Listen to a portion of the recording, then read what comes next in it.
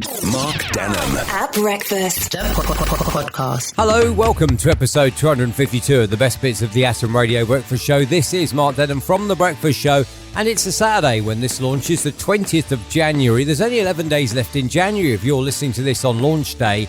11 days. This time last year, I was thinking January lasted forever, and now it's flying on by. In episode 252, a bad first date choice, telling someone you don't like them without telling them you don't like them, a self-care help for loneliness, also reasons to give your other half a red card, a suspiciously not old dog, an overpriced picture, fake social media videos, we talked about babies, and also we discovered a headline to do with an unruly bush. Mark Denholm at Breakfast Podcast. Atom Radio, morning, 7:16, and it is Mark Denholm at Breakfast on Atom Radio. The cinema is the worst place to go on a first date. If you're about to go out on a first date, the cinema is the worst place to go because you are just sat there in silence, and you can't really get to know someone, can you? Just sat there in silence. I would therefore suggest if you go on a first date, go anywhere but the cinema. This is Mark Denholm at Breakfast. Atom Radio. An interactive map will reveal, and this is no help for you at all if you're a nervous flyer, whether or not your next flight is likely to encounter turbulence, and if it will, how rough will it be? I don't know, I'd want to know. I'd rather just get on the plane and hope for the best, if I'm honest. I wouldn't want to know it's going to be a rough flight before I get on. Mark Denholm at Breakfast. This is Atom Radio. I want to get back to your emails, and an influencer has given top tips to recognise whether someone likes you or not. And if they don't like you, you should look out for the signs. These include they downplay your achievements. They are never the first to reach out. They're nice to everyone but you. They try to outshine you. They're quick to point out your flaws. They frequently misrepresent you. Those are the top tips given by this influencer to recognise whether someone doesn't like you or not. Today I want to know, how do you show someone that you don't like that you don't like them? On air at atomradio.co.uk. Morning, Tom, and happy Monday to you. Tom says, and this I guess is a true story, Tom says, somebody at work that I really didn't like asked me if I had Facebook, and I said, yes, I do. And they said, oh. I said, well, we're not friends on there. And I just replied, well, no, that's because I keep Facebook for my friends only, rather than just colleagues. And looking back on it, maybe that was a little bit on the harsh side. I don't know. Was it? I mean, I've done the same, if I'm honest. Have you got Facebook? Yes. Oh, we're not friends. No, we're not. No. That's because we're not in real life. I've done the same, Tom, I have to say. So, yeah, I'm not going to knock you for that one, my friend. And thank you very much for your email. Mark Denholm at Breakfast Podcast. And if you're feeling a bit lonely right now, think on this. It's better to be alone than to be in bad company. There's an important tip. Hashtag Tuesday Thoughts. Mark Denholm at Breakfast. This is Atom Radio. Let's find out the top 5, therefore, of reasons why you'd give your other half a red card.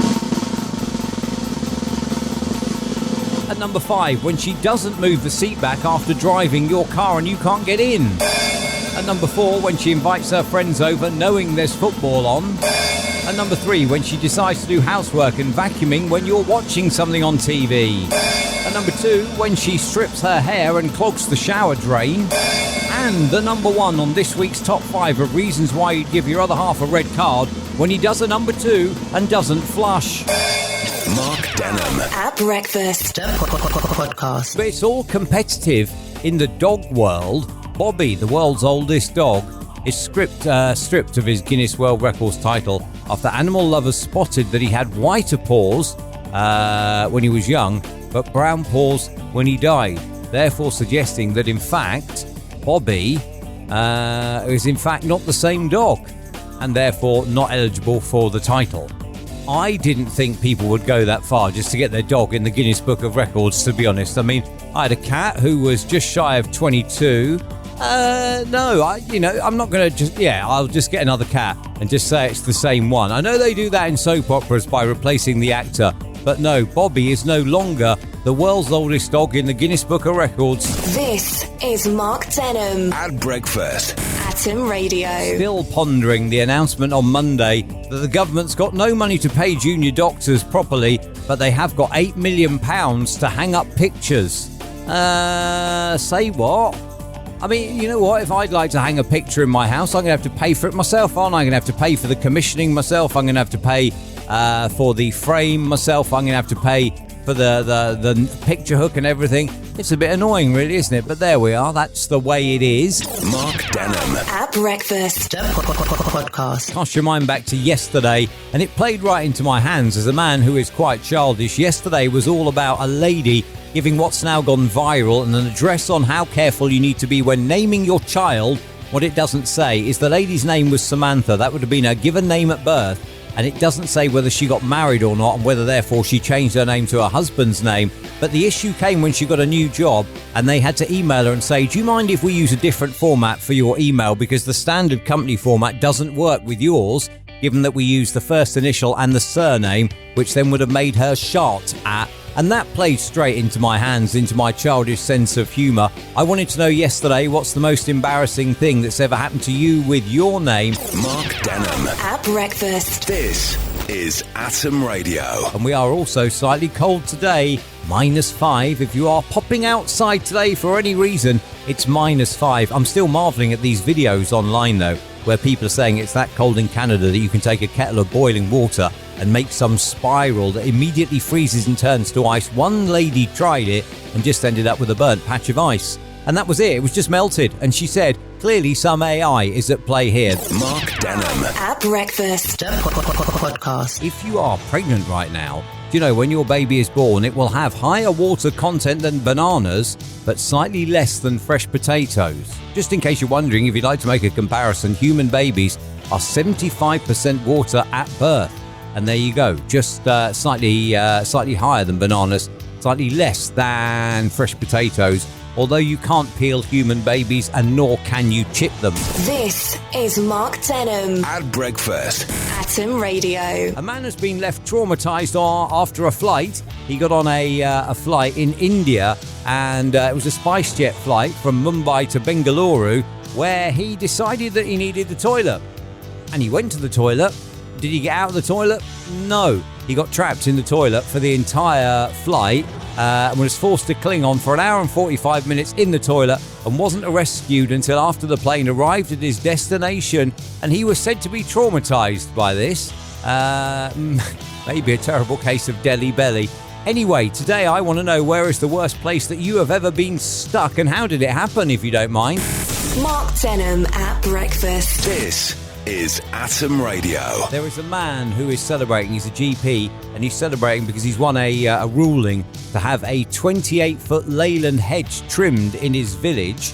Apparently it's become a bit of a battleground in the village over this hedge, and the headline goes on to read, GP wins battle to have hedge trimmed, whereas instead what it could have said is, GP prescribes trim of unruly bush.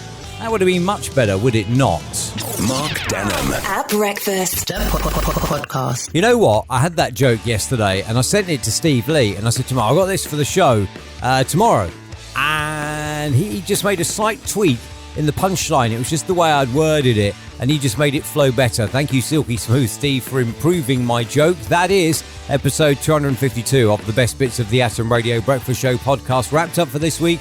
And thank you, as always, for checking it out. Thank you for your support, and I hope that you enjoyed some of it.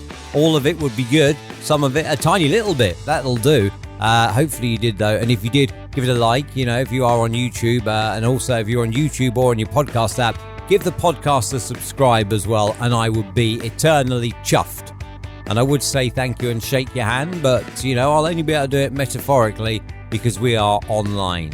The Breakfast Show returns Monday morning at 6 o'clock, and thankfully by Monday morning, the cold weather should be gone. The ridiculous, unseasonably cold weather should be gone by Monday, and things should be more back to normal temperature-wise, so hopefully you won't have to spend Monday morning defrosting your car. But either way, whether you are or whether you aren't, the Breakfast Show returns on Monday, and it will run Monday, Tuesday, Wednesday, Thursday and Friday from 6 until 10. You can listen online on mobile and on smart speaker. If you go to atomradio.co.uk/listen, you will find out all the ways that you can listen. Thank you for checking out this episode of the podcast. Enjoy the rest of your weekend. Don't forget to give this a subscribe. Cheers. Mark Denholm. At breakfast. Podcast.